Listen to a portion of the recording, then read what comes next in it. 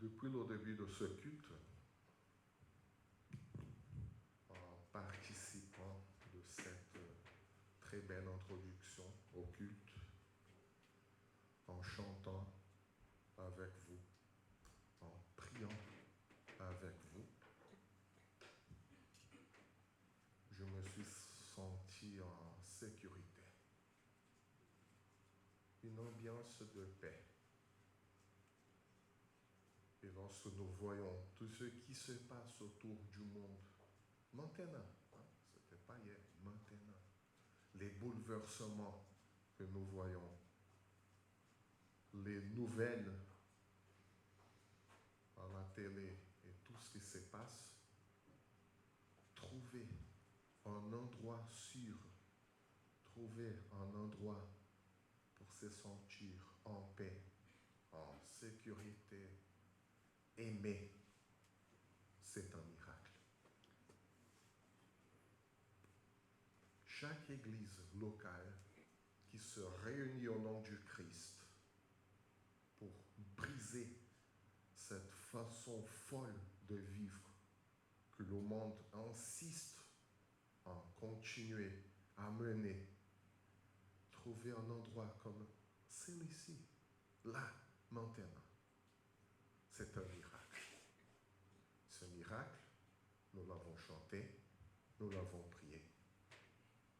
C'est l'Esprit de Dieu, c'est le Christ qui habite en nous, c'est le Christ qui a promis de rester toujours jusqu'à la fin des temps avec nous. Et en réfléchissant à tout ça, cette folie du monde, la paix que nous vivons ici,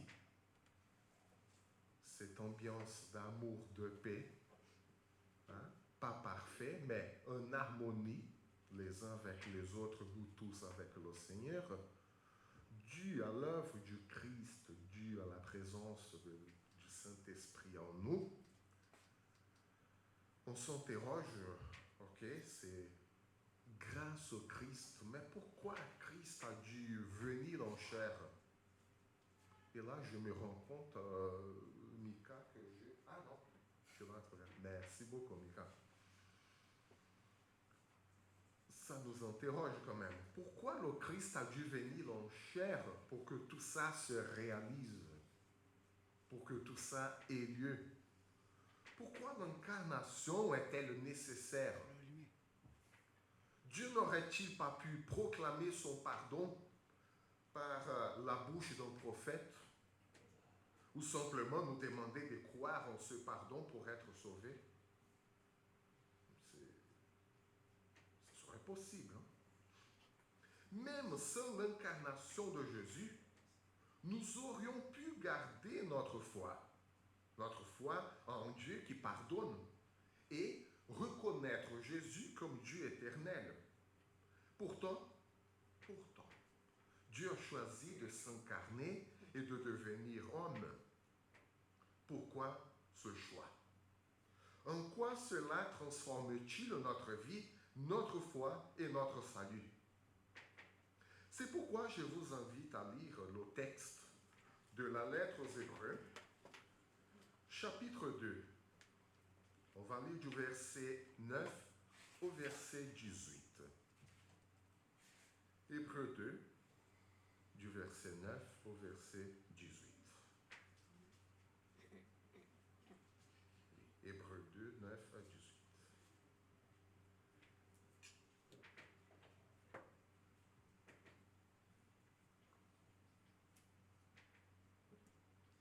Toutefois, celui qui a été abaissé pour un peu de temps au-dessous des anges, Jésus, nous le voyons couronné de gloire et d'honneur à cause de la mort qu'il a soufferte. Ainsi, par la grâce de Dieu, il a connu la mort pour tout être humain. En effet, c'est lui pour qui et par qui toutes choses existent voulait conduire à la gloire beaucoup de fils. Et il lui convenait donc de qualifier parfaitement par des souffrances l'auteur de leur salut.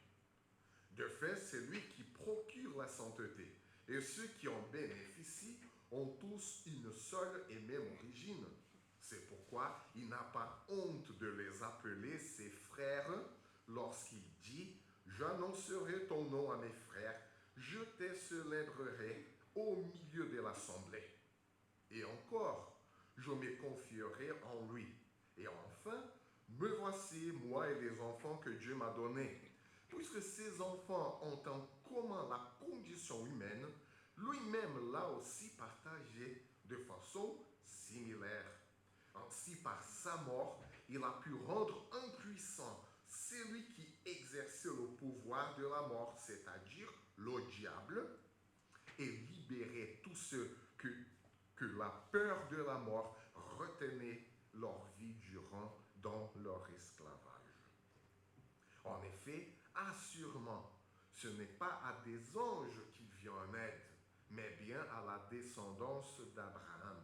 Par conséquent, il devait devenir semblable en tout à ses frères, afin d'être un grand prêtre rempli de compassion et fidèle dans le service de Dieu pour faire l'expiation des péchés du peuple. En effet, comme il a souffert lui-même lorsqu'il a été tenté, il peut secourir ceux qui sont tentés. Alors, Joël nous a fait une très belle introduction sur l'amour du Christ. Et voilà l'un des textes les plus puissants qui nous parle de cet amour du Christ. Et après cette lecture, nous voyons clairement là que Jésus a choisi un chemin d'humiliation et d'abaissement qui l'a conduit à la gloire suprême. C'est l'humiliation qui le conduit à la gloire suprême.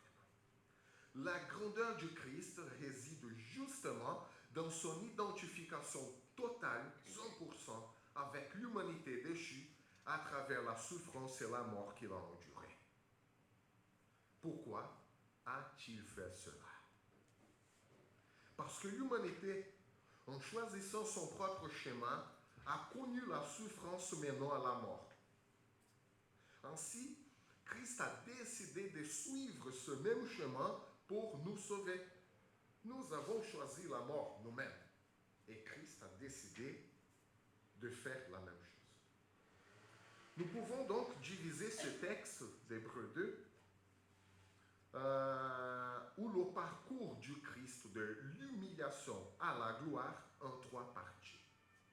Ce texte peut être divisé en 3 parties qui va de l'humiliation du Christ jusqu'à sa gloire.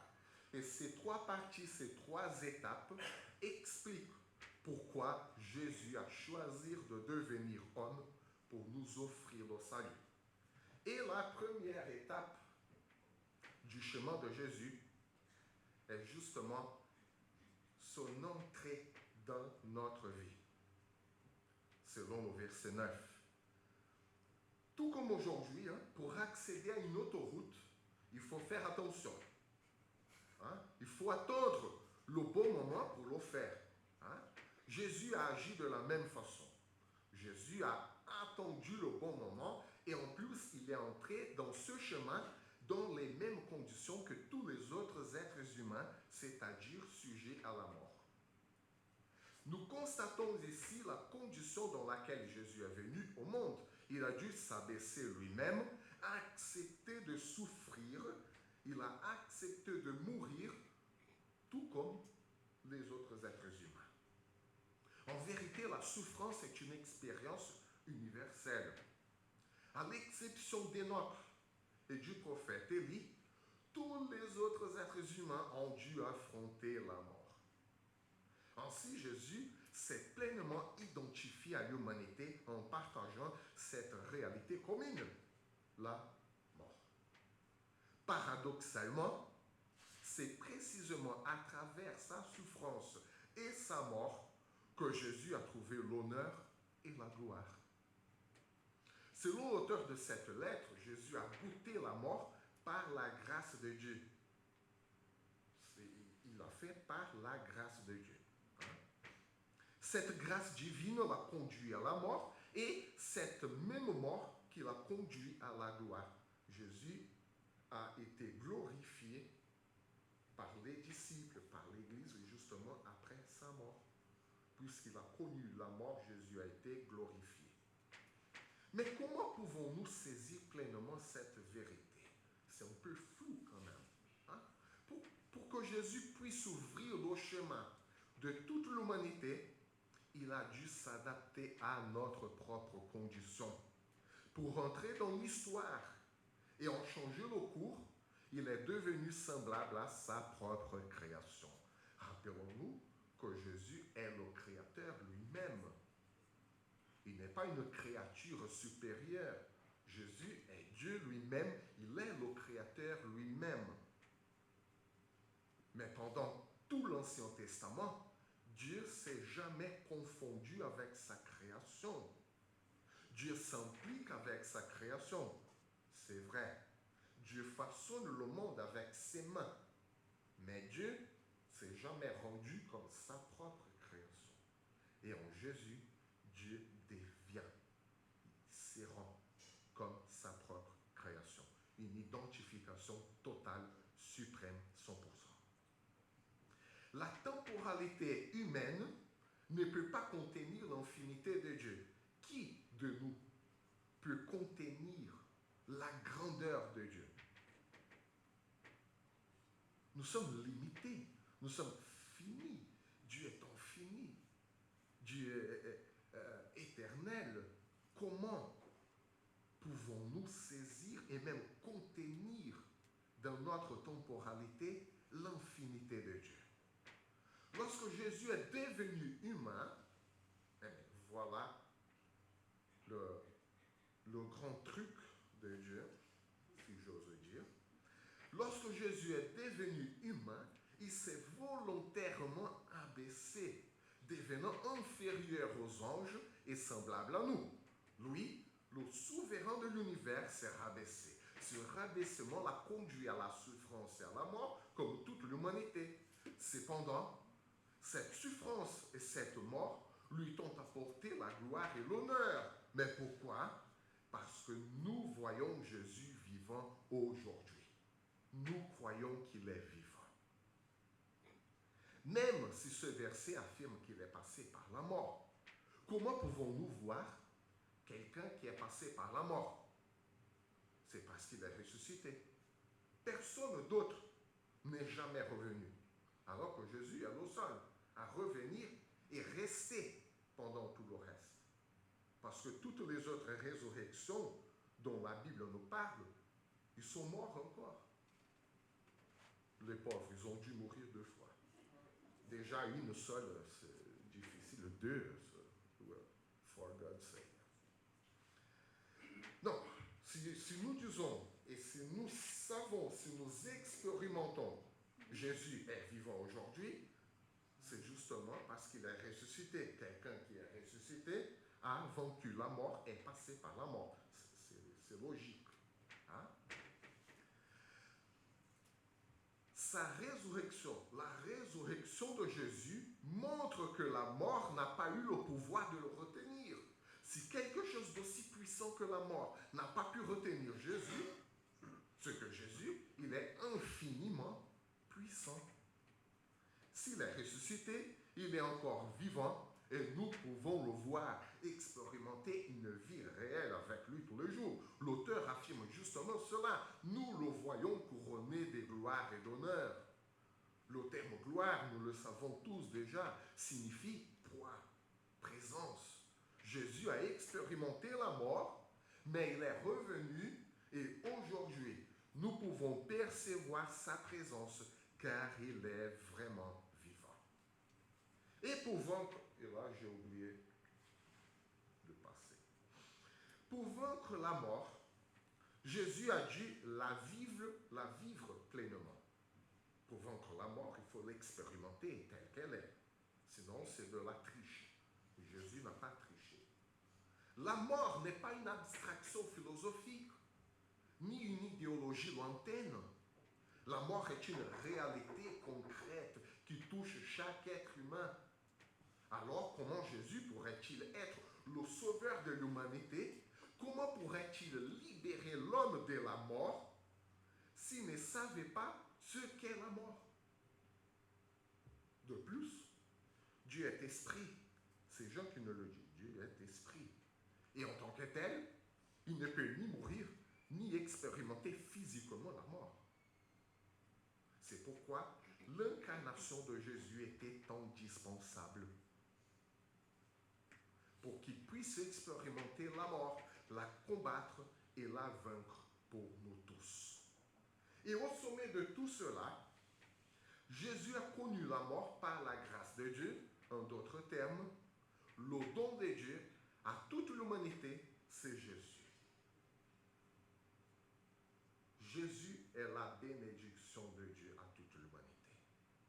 C'est Jésus pleinement identifié à nous dans chaque aspect de notre existence, y compris nos faiblesses, nos souffrances et même notre mort.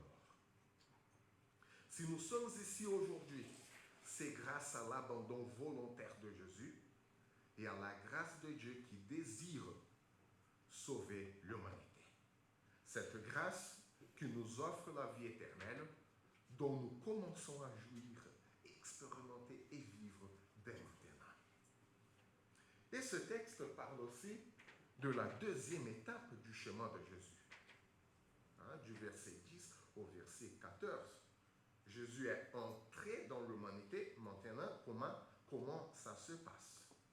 Et encore une fois, tout comme sur une route, peu importe la qualité de notre voiture, si cette route n'est pas en bon état, tous subiront les mêmes difficultés et dangers.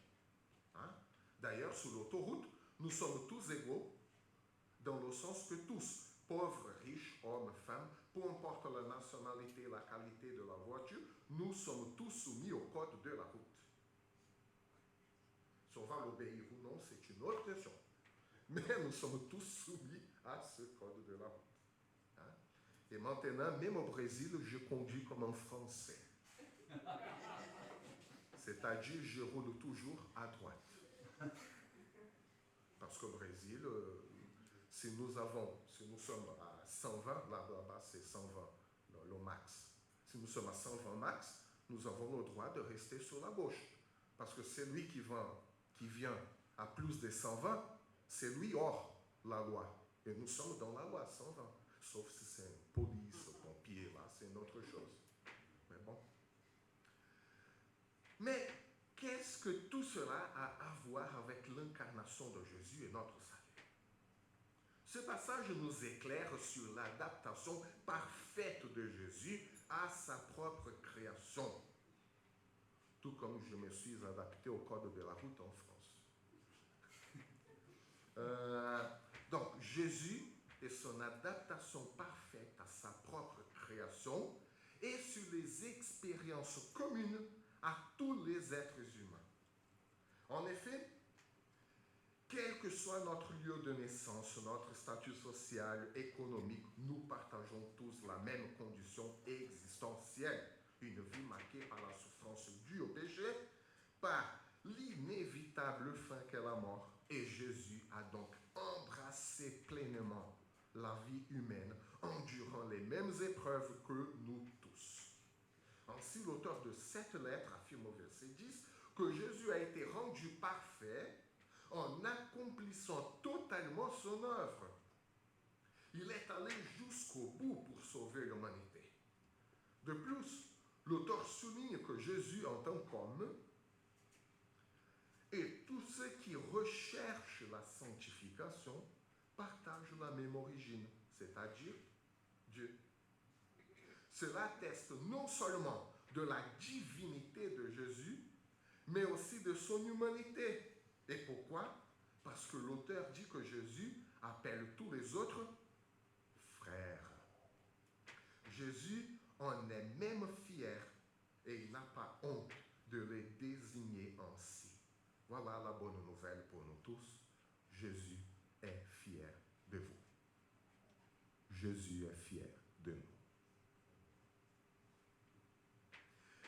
Mais quel est le but de tout cela? Les versets 12 et 13 nous donnent la réponse. Rassembler tous les enfants de Dieu pour célébrer son nom. Le terme grec utilisé ici signifie, pour chanter, pour célébrer, signifie chanter en cantique en l'honneur de Dieu, ce qui correspond à notre mot hymne. Chanter en hymne à l'Éternel. Ce rassemblement est magnifié.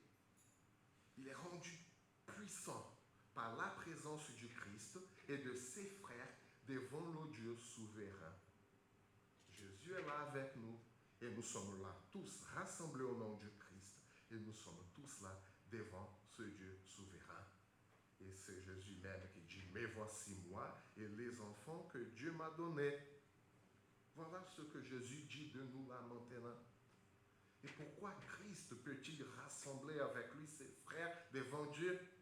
Et le verset 14 nous éclaire. Puisque ses enfants partagent la condition humaine, lui-même l'a aussi partagé de façon similaire. Jésus, en prenant part à notre humanité, a rendu possible ce rassemblement devant Dieu, démontrant ainsi son amour et son engagement profond envers chacun de nous. Par conséquent, Jésus entre dans l'histoire de l'humanité, comme tous les êtres humains. Il est né d'une femme, il a vécu les mêmes souffrances et il a affronté la mort. Jésus n'a pas triché. C'est pourquoi Jésus est qualifié comme le sauveur de l'humanité, car il connaît la souffrance humaine par expérience personnelle. Nous voyons une évolution dans la relation entre Jésus et l'humanité au cours de la vie. Pourquoi? Parce que Jésus, en tant qu'humain, partage notre condition, mais ça va au-delà. Parce que Jésus, en tant que Dieu, il sanctifie l'être humain. Il rétablit notre relation avec Dieu. Aucun autre être humain ne peut le faire, à part Jésus. Et ça le qualifie en tant que Dieu, pleinement Dieu. Jésus partage donc pleinement la réalité humaine et la réalité divine, comme le souligne le verset 11. Une autre chose remarquable dans cet extrait, l'utilisation du psaume 22. Pourquoi est-ce important? Parce que Jésus a utilisé ce psaume lors de la crucifixion, citant le premier verset qui exprime la douleur d'une séparation, de la séparation de Dieu. Mon Dieu, pourquoi m'as-tu abandonné? Mais après sa résurrection, Jésus, ayant vaincu la mort et rassemblé ses frères auprès du Père, il nous dirige vers la fin de ce psaume. Il ne faut pas rester dans le début du psaume 22. Jésus le cite, mais je pense qu'il n'a pas eu le temps de tout citer parce qu'il était en train de mourir quand même. Mais j'ose dire, c'était l'intention de Jésus de citer de la douleur à la glorification. Le psaume 22 tout entier. Il ne faut pas rester dans le début. Il faut regarder le contexte général de l'humiliation, de l'abandon à la glorification, au rassemblement. Ce n'est pas un psaume de désespoir ou de souffrance, de défaite. Tout au contraire, c'est un psaume de victoire. La victoire d'avoir tout accompli parfaitement. Jésus a accompli tout avec perfection, car il est celui qui marche devant nous et nous montre le chemin. Le verset 10 nous rappelle que sans la venue de Jésus, il n'y aurait pas de salut, car nous serions perdus dans notre souffrance et dans notre mort. Sans guide pour nous en sortir. Nous ne sommes pas capables de restaurer notre relation avec le Créateur par nous-mêmes. C'est pourquoi nous avons besoin de quelqu'un qui soit à la fois entièrement humain et entièrement divin. Jésus est ce Dieu qui a partagé notre réalité de souffrance et de mort, mais qui nous a aussi sanctifiés pour rétablir notre relation avec Dieu. Grâce à lui, notre relation avec Dieu est restaurée et nous sommes rendus saints. Sans faire de jeu de mots, mais là nous sommes sains et saufs. Voilà. Il n'est pas mauvais. Oui. Ainsi, nous pouvons tous ensemble, avec Jésus, célébrer célébrer la grâce et l'amour de Dieu. Ainsi, Jésus s'est incarné pour vivre et expérimenter les mêmes souffrances que nous. Les épreuves et la mort qu'il a subies le qualifient comme notre sauveur parfait. Il est notre sauveur parfait, précisément parce qu'il a parcouru tout le chemin de l'humanité comme chacun de nous. Né d'une femme, vécu les mêmes souffrances, connu la mort, cette triste réalité éloignée du Créateur de la vie. Et en fin de compte, il nous a rendus saints, nous plaçant devant Dieu, à qui nous chantons honneur et gloire. Et si nous faisons partie de l'Église du Christ, c'est pour célébrer la gloire de Dieu. Tout ce que nous faisons ici, y compris toutes nos motivations, doivent viser la gloire de Dieu. Et enfin, la troisième étape du chemin de Jésus va du verset 14 au verset 18. Et enfin, pour sortir d'une autoroute, et là je vous laisse réfléchir,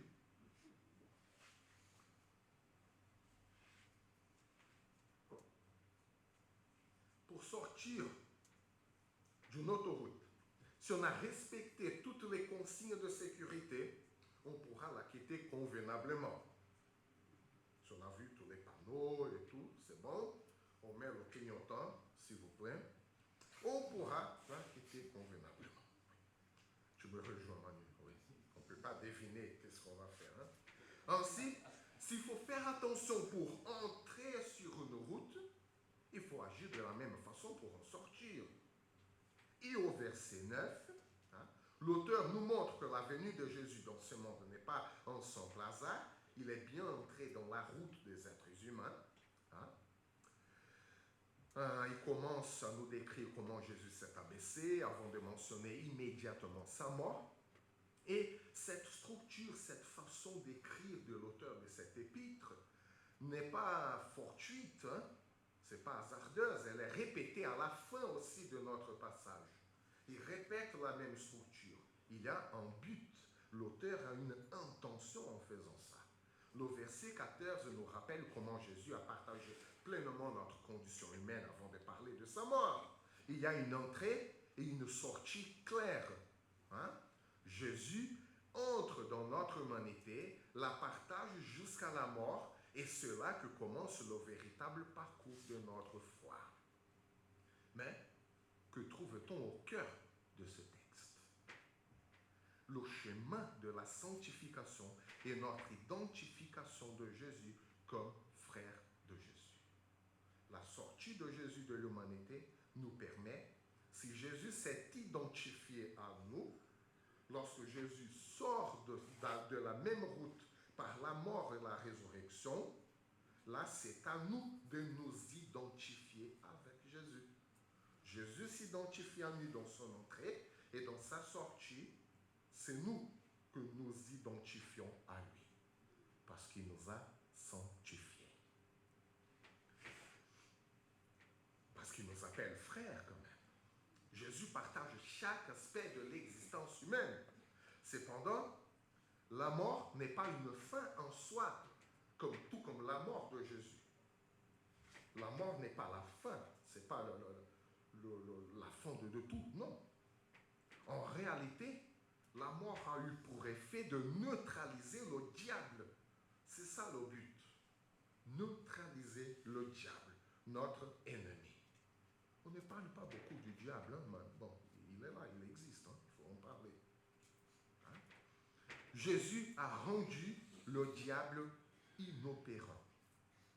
Après la mort et la résurrection de Jésus, le diable est HS. Le résultat concret de cette victoire est que ceux qui étaient asservis par la peur de la mort sont maintenant libérés. Oh, si Jésus a ressuscité, je le serai aussi. Ah, mais la mort ne pourra pas me retenir. Non. Si la mort ne peut pas me retenir, plus de peur de la mort. Voilà. L'auteur nous souligne clairement au verset 17. Les anges n'ont pas besoin d'être sauvés, car ils ne sont pas concernés par la mort, de la même manière que nous. Jésus est venu pour les fils d'Abraham. Jésus n'est pas venu pour les anges. C'est-à-dire, pour tous ceux qui, comme Abraham, croient en lui. Abraham, le modèle de foi par excellence. Et c'est pour cette foi que Jésus est venu. Ainsi, l'auteur de l'Épître aux Hébreux renforce l'idée de l'identification totale de Jésus avec l'humanité en mettant en avant sa miséricorde et sa fidélité envers ses frères parce qu'il a pardonné, il a expié le péché, tous les péchés de son peuple. Connaissant profondément la nature humaine, Jésus comprend toutes ses souffrances et il est donc parfaitement équipé pour secourir ceux qui sont constamment tentés par le diable. Jésus est notre véritable secours, capable de nous libérer et de nous guider avec une compassion et une compréhension absolue. Et oui, le diable existe, il est bien réel, mais sachez ceci, il n'a plus de pouvoir. Son arme, c'était la mort, une menace de destruction éternelle pour l'humanité.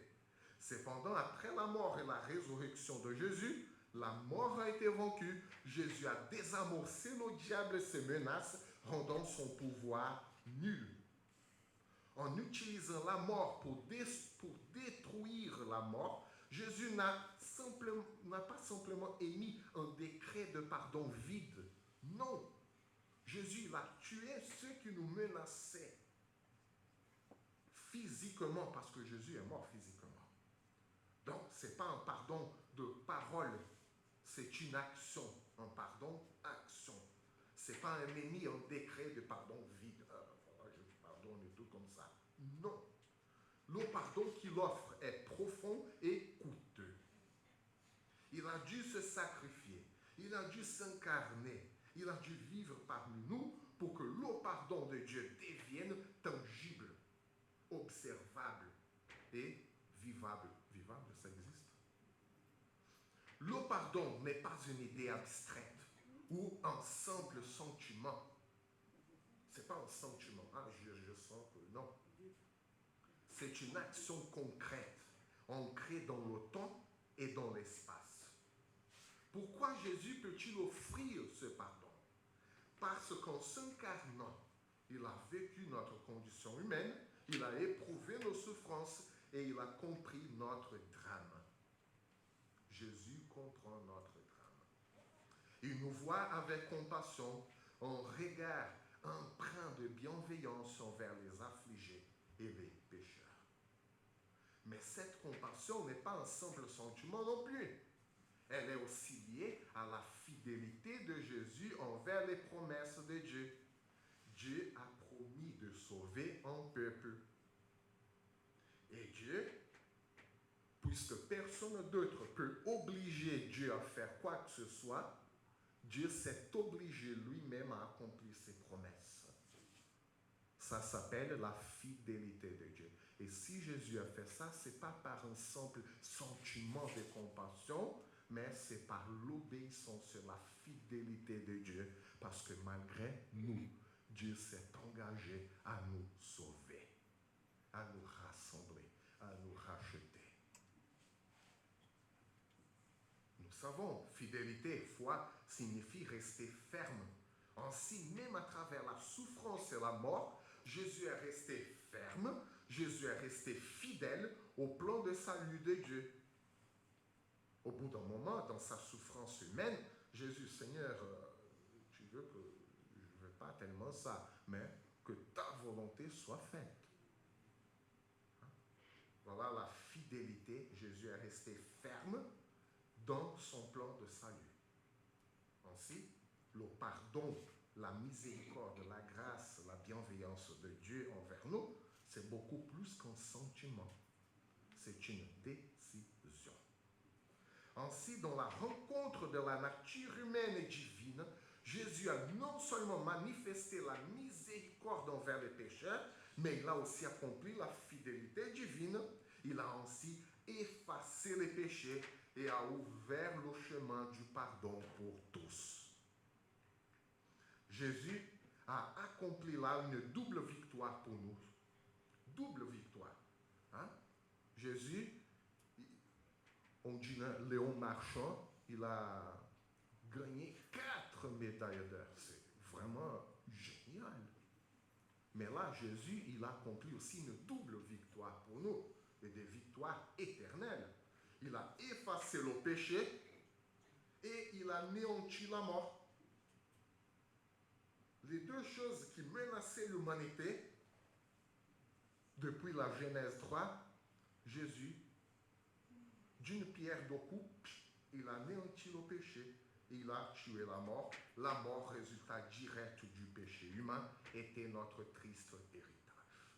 Jésus est venu sur terre en tant qu'homme pour partager cette expérience humaine. Bien qu'il n'ait jamais péché, il a connu la souffrance et la mort. Mais en tant que Dieu, sa mort a bouleversé le pouvoir de la mort et du diable. À travers sa victoire, Jésus a supprimé l'effet séparateur du péché et la menace de la mort éternelle pour tous ceux qui croient en lui. Ainsi, les croyants n'ont plus à redouter la mort, ni le diable. Jésus a rendu la mort inopérante. La mort, elle est là, toujours présente. Hein? Mais elle ne nous éloigne plus de Dieu. C'est comme un bus hors service. Il est là, mais on ne peut pas entrer parce qu'il est hors service. Comme la mort. La mort, elle est là, présente. Mais elle ne nous sépare plus de Dieu. Elle n'a pas de pouvoir. Elle n'a plus de pouvoir de nous séparer de notre Créateur grâce à Jésus. Et, enfin, pour finir, Jésus s'est incarné pour révéler pleinement sa miséricorde et sa compassion dans un monde marqué par le péché et la mort. En partageant nos souffrances et nos épreuves, sans jamais pécher, Jésus a montré la profondeur de son amour pour nous. Grâce à lui, nos péchés sont pardonnés car il connaît intimement la tentation et il a choisi de rester ferme au plan de salut que Dieu avait déjà préparé pour nous. Il est donc impensable pour nous de demeurer enfermés dans nos péchés, de nous accuser sans fin ou de tourner en rond sans jamais avancer. En faisant cela, nous prétendons à tort être plus puissants que Dieu, nous plaçant en opposition à sa capacité de sauver. La simple compassion pour soi-même ne peut pas résoudre le problème du péché. C'est pas ça qui va sauver. C'est pourquoi l'incarnation de Jésus est primordiale, essentielle. Rendons gloire à lui pour l'éternité, car il est notre Rédempteur et notre espoir. Que le Seigneur nous bénisse, que le Seigneur nous garde. Amen. Je vous invite